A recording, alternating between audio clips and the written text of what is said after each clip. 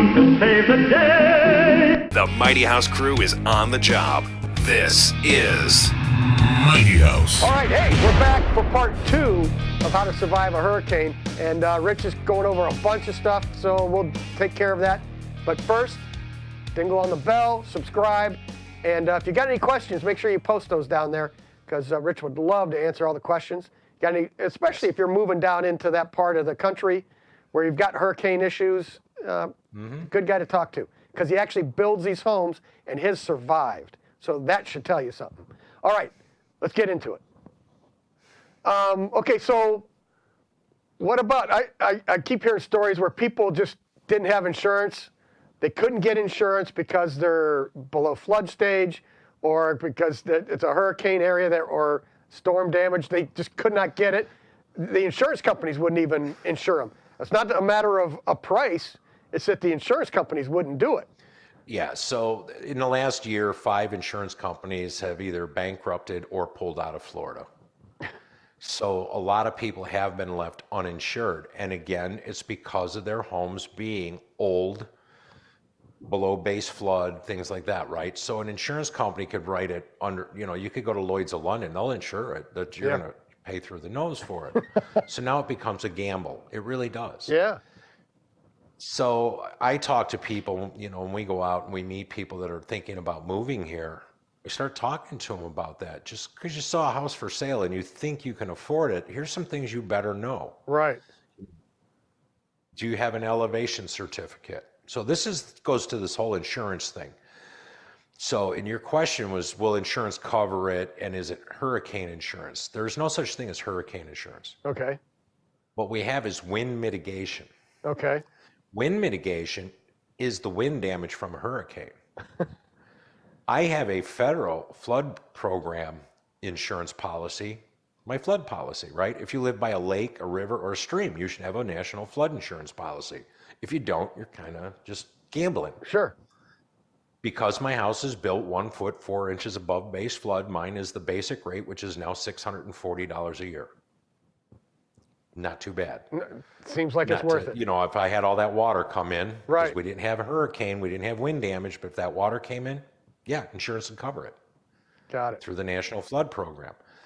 Had we had a direct hit from the wind, and I could show wind damage, roof tiles are blown off, things like that, my wind insurance will cover it. Now again, because my house is new, my insurance company inspector came through the house, looked at my structural, went through the attic and the whole 9 yards. They certified my house, and they will always insure me. So my homeowners and wind mitigation are $1,700 a year. Oh, wow. That's homeowners included. So Sure. You're talking less than $2,000. If you lived in an older home, and I have friends in this situation, they're paying for wind mitigation insurance $13,000 a year. Wow. Because you live in an older home that Right. hasn't been updated. And some of the updates, let's see, 5. Yeah. Any additional codes needed? No. Insurance coverage, we're on 6. All right. Yeah. So one of the cool things Governor DeSantis just did is they're passing, it's on our ballots for the next cycle, November 6th, 6th or 8th, I don't know. It falls on a weird day. So. Yeah. But anyway, on ours is an amendment to our Constitution that Florida homeowners can now retrofit their homes by increasing the wind resistance by a number of different things, truss straps, different nailing patterns. You can replace all your windows with impact windows. You can do concrete piles. You could, all these improvements, and the county appraiser cannot increase your taxes. Oh, that's good. So they're going to waive whatever that additional would be. They're not going to charge us or raise the appraised value of your house for tax purposes. So your taxes won't go up because you've made these improvements. So that to me is a really big thing. Oh, yeah. It's a really good idea. So whether it's a hurricane or a tornado or fire, California, Right. there's ways to build houses where they don't start on fire. Oh, yeah. Yeah, there are. So if people made those improvements, then their insurance would go down in that. So anyway, you have homeowners insurance for your typical fires and things like that. You have flood for the water damage, and then you have wind mitigation for the wind. So the picture you've got up right now, Yeah. I don't think your wind mitigation insurance would cover that. Well, no. That's flood. Right, because it washed the house away. It's not on the foundation Exactly. anymore. So then as a homeowner down here, that's where the problem lies. The insurance companies start doing this. Okay. Well, the flood was because of a hurricane. Right. So a flood is, a rain event, but Well, and see, I'm not an insurance. the water lifted the house off the foundation, and the wind blew it away. Yeah. So it's odd to me that if you have both policies, I would think that it would be cheaper for the insurance companies to just split it 50-50. Yeah. They could get together, come up with a number, and just split it 50-50. And why homeowners have to go through this whole chasing down. And it's just, they're already devastated, Sure. freaking out. Yeah. So the insurance, I found it interesting that, as you're shopping for a house there, and I would assume a condo is going to be the same way, you pretty much want to get a quote for the insurance company right in the very beginning so that you can kind of at least know what you're up against. And that would be part of it. And part of buying the home. It's besides the mortgage that you may have to cover, you've got an insurance mortgage to cover, or you're going to accept that risk of having your house wash away like this. yes, and you're absolutely correct. So when we bought our first house down here, and I don't know where I learned this. Oh, I do. There was a guy I knew whose wife sat on the state of Florida insurance board. And this Okay. guy lived in Chicago. They would sort of commute. Uh-huh. So we're looking to move down here. And I sat with Robin, and Robin said to me, she says, well, if you're looking for a house, make sure you have an elevation certificate. Okay, so the elevation certificate is what is provided to FEMA to show that your first floor is 1 foot above base flood minimum. Okay. All of your equipment needs to be a minimum. The bottom of your equipment, not your equipment pad, but the bottom of your equipment needs to be at least 1 foot above base flood. And that's your, Any of these things are deficient, yeah. up goes your rate. So, and all your equipment, you're talking about furnace, air conditioning, all those Water compressors. heaters, yep. Yeah, all that The only stuff. thing, for some reason, pool equipment does not have to be, but mine is. I elevated my pool equipment. Well, my in-laws needed a new pump because there's one underwater. Uh-huh.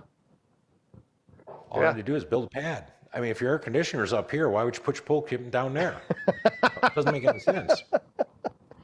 Yeah. Didn't Okay. cost me that much to build that pad. You know what I mean? So Right. anyway, so then you have what's called a wind mitigation report. So you have your flood certificate, your elevation certificate. Then you have a wind mitigation report. Wind mitigation report is done by a licensed general contractor / inspector. Comes through your house and he audits everything. He looks at what type of roof you have, whether or not it's a gable or a hip roof. Gable roofs are hard to insure down here because basically you have a sail on each end of your house. And that's a whereas- gable right there. Yes. Whereas if you have a hip roof all the way around, you're less likely to get blown away. So gable roof, bad. Hip roof, good. Got it. Look at nailing patterns in the plywood. Look at the number of nails in the shingles. If it's a tile roof, does it have 1 screw per tile, 2 screws per tile? I have no screws in my tile. I had it all done with a 2-part foam. Okay. My tiles can't be lifted off. Uh-huh. No rocking, no leaky. And it was $2,500. Additional over. $2,500. Why would you not do that? Right. You Right. know what I mean? So anyway, so you have the wind mitigation report. That is big. If you're in a condo, the condo association typically owns from the paint out. On the exterior walls. Right. So it's drywall, framing, siding, windows. They own that, the condo association. Their roof is owned by, so they have what's called credits. It's the same thing as a wind mitigation report. So if you own a condo, you are looking to buy a condo, you want to ask the condo association, do you have credits that you can turn into your insurance company so that they can figure out your insurance properly? So many people don't know the questions to ask. Right. And all those people that like to keep you in their, in their good hands don't care to let you know. Right. That's not their job. No, No. they pool that extra money and they split it at the end of the year. Sure. My in-laws got taken. I got 3 years of premiums refunded. Oh, wow. because their agent did not ask for this stuff and they didn't know any better. When I got the report, I turned it in and got 3 years of premiums back. Amazing. That's why everybody hates the insurance companies. Sure. You know what I mean? So, Exactly. anyway, they're like lawyers, nobody likes them until you need them. Right. Okay, so then the next thing, and I'm just kind of curious about this. So all these homes now get wiped out. Let's say this, like right here, this land is maybe a foot or two, below the flood stage or 5 feet below flood stage. Are they just not going to be building back in some of these areas? Or are they just going to start backfilling and raising these areas up to kind of meet this newer code? No, so what we do is we build on what's called a stem wall, or you Okay. can do on piles. So basically, you're just elevating your house. So we don't care if your dirt gets 3 feet of water over it. Right. But if your first floor is 3 feet above that, then you're fine, right? Yeah. So yes, they can build back on those lots. There's things you can do, which is choose your landscaping wisely. Take plants that are salt tolerant. Okay. Like all of my landscaping, except for like 20 bushes, I got like 20 bushes that are dead. Apparently not salt tolerant. But I have plenty of others that look like They're new. fine. So my landscaper didn't choose well on those particular plants. Right. They looked nice, but now they're bye-bye. Uh-huh. So same thing, you build on your lot, you choose landscaping that is going to be salt tolerant in case it ever gets flooded. So there's a number of things that will work. Or you're they building can on build pilings? back. Or you're building the pilings too, or something like that? Yeah, so my house has 93 pilings underneath it. And mine only had to go down 9 feet Okay. because we hit. So the engineers, when I moved here, man, it was like a whole new learning experience. Yeah. So they do blow counts based on the size of the hammer that's driving the concrete piles. And these are 10-inch by 10-inch concrete, pre-stressed concrete piles. And they said with this particular hammer, if they hit 36 blows to the foot, like 36 times, and it goes 1 foot, Yeah. that's deep enough. That's enough density. Got it. Fortunately, I must be on some kind of old coral reef or shelf, limestone shelf.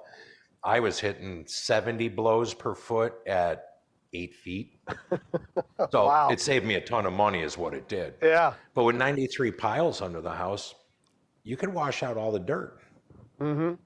House is still going to be standing here. All I'd have to do is truck sand in, replace the yard. Right. Right. Exactly. But that's just it. So that makes it better. All your underground plumbing, Yeah. I have stainless steel hangers that are tied to my first floor slab. Okay. So even if all the dirt goes away, all my plumbing is still pitched properly. It's not going to back pitch. It's not going to back up that way. So it gets into, will less homes be built? Yeah. That's really it. Well, they're going to build right back everywhere then, right? They will try, but can you afford to? Yeah.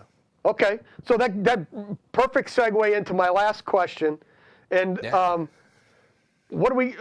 You're going to have to start building to these new codes. We're going to have to, beef up all these homes that got washed away. Now, it's going to cost a little bit more to build these newer homes with these current codes than it was to build what was there. So, Absolutely. how does this And what affect? was insured Yeah. was a 70-year-old building, and let's say they gave you $200,000 for it. Yeah. It's going to cost you $400,000 to rebuild now. Sure. Do you have the additional 200? Can you afford the additional 200 as a mortgage or whatever? So I think that's going to be one of the big issues. And as I said earlier, these manufactured homes sitting on these lots, Monroe County after Irma, they banned the trailer parks. Right. There are none now. Yeah, they got washed out and they just got rid of them. They were gone. So- I mean, they weren't rolled over. They were gone. Wow. So what are you going to do about affordable housing now? I mean, is it just, you still need for people working in the restaurants aren't going to be able to afford to live there. So how are these people that are, just have the day-to-day jobs It's going to be able to afford to make it back and Nobody forth or has an commute? answer to that question.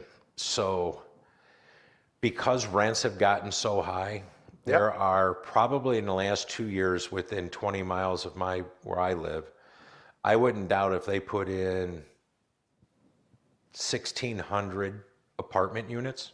Uh-huh. But it's 16 or 1800 a month for a 1-bedroom. Wow. So we're building tons and tons of apartments, Right. but they're all labeled as luxury apartments, and they're putting granite tops in them, some decent cabinets, Right. So no, I don't know how to address that. There is no affordable housing. And nor is there going to be a way to build it. Well, that's the thing, because anything that large has to be fully protected, right? Sprinkler system. Right. You have to have it monitored. You're going to have to do block construction if you're coastal. So something's got to give somewhere. Survive the hurricane. Right. Right. To try and buy a single family home, I mean, what are those in these areas now? What are these going to be? Oh, it got stupid during COVID, so that's added to the problem. Right. Like our property values had skyrocketed so much through COVID that I couldn't afford to live here now. If Right. I was looking to buy here, it would never happen. Right. I can't afford it. Right. Well, timing for me, at least personally, was luck. It Impeccable. wasn't like, oh, this is going to be easy, It's like you had a time machine, brother. Yeah. You nailed it perfect when you moved down Oh there. yeah, but love to tell you I'm a genius. I'm not, but Stupid luck. I know that because I still work for a living. Yeah. No, timing worked out, but no, I don't know what people are going to do, and that's really a big issue. We're actually talking about doing another fundraiser for the people that work on this island. So, on my island, we have a place called 6th Street. 6th Street was originally developed as mostly little duplexes, and it's where all the workers lived that worked at the Marriott, the Hilton, and so on. Sure. They lost everything. Yeah. Is the building still there? They're Or is it gone? low-lying, right on grade, Yep. slab on grade. They all had 3 feet of water in their apartments Yep. and homes. They can't afford to lose that stuff, so we're trying to get them back on their feet, because if they disappear, I don't know. Right. Like we always say, there's no little white kid's going to cut the grass here. No. It's a shame. Yeah. Well, and it's a retirement area too. I mean, there's not a lot of. I wouldn't guess there's a lot of kids there, on the islands. And in Well, those we areas. have a lot more than we used to.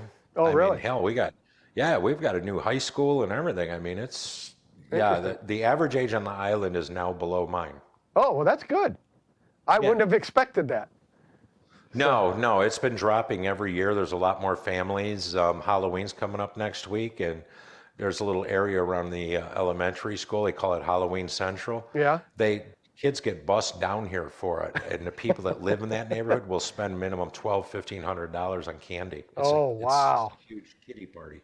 Excellent. It's crazy. So yeah, it's changed. But yeah, affordable housing, I don't know. That's something we're all trying to address, whether we can skip some codes, whether we can lighten some codes, whether we can But now you're just falling back into the same property thing. taxes. I mean, Yeah. do we, so I got a buddy of mine that we've identified a property that would be a great place to build some units, and they're going to be called apartments, but we're going to pre-lease them to the bar and restaurant owners for staff. Oh, got So it. as long as you work for me, you can live in this place, but if you quit, then you're out. Indentured servant. I guess. It works for healthcare. It works for healthcare, yeah. No, but I mean, I have a painting contractor. She bought a house here on the island years ago. I Yeah. don't know, maybe she had a crystal ball, but she bought a house. Her painters live in it. And people may not realize it, but most Hispanics, the family units live together. There Sure. could be 10 people in a house, and they don't think twice of it. Right, because that's the way they did. That's how where they lived came. in Yeah. Mexico or Guatemala or whatever. So they Right. come here, having 10 in a house, split it 10 ways. It's cheap, it's easy. Yep. So she owns a house that they all live in. Wow. So guess whose company's doing really well, because she has peoples. Right. Most of the rest of us, Cape Coral, like I talked about, Sanibel, Fort Myers Beach. Yeah. Those are all still highfalutin areas. Sure. Expensive. You go north Fort Myers and into Cape Coral, which is north of there, they got inundated. And Cape Coral was where that hurricane really hit. Yeah. That's the working class people. It took So them out. those are the ones. So up till a few days ago, I had a lot of guys that didn't come back to work. They didn't have power, didn't have water. So they weren't leaving their homes. Right. So those guys now we already had a labor shortage. Now, is it worth them driving down to Naples to work on my projects when they can just drive across to Fort Myers Beach or drive to Sanibel or, or walk across the street? Or walk across the street. So yeah, it's going to get really weird down here for a while on the southwest side, southwest, Florida. Yep, it is. Well, I wanted to just kind of cover some of this stuff. I know we ran really long on this topic today, but I felt it was really important to discuss. And if you got any questions, leave the questions below. Rich is more than happy to answer them, or I can try to do it if it's more generalized. But if you're thinking about moving down there, or think you're going to be able to get in there and buy a house, good luck. Talk to Rich, and at least drop him a couple questions. He could probably point in the right direction. And I guess it's changed a lot. It has, and it's not going to get any cheaper either. So with that, I'll say keep it square and level. Until next time. Until next time. There you go. Boom, done. Thank you for not sleeping. Yeah. Yes. Well, you can always split it into a couple. Yeah, that's it. We do a two-parter on this. People like the first part, they will watch the second. If they didn't care about the first part, they won't watch the second. Right. So actually, I'd be curious to see what happens with that. I'd split it in two just for that.